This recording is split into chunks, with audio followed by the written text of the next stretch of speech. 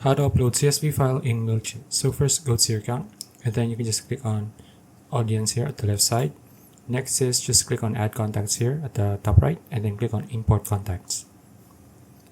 Okay, now once you're here, you just need to click on upload a file and then click on continue. And then select your file here. I'll just upload mine. Then once you're there, you can just click on continue.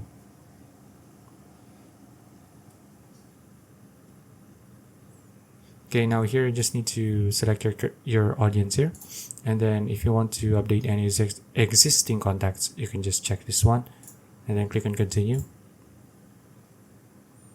Okay, now here you just need to search or create your tags here. So I'll just use the tags here and then click on continue.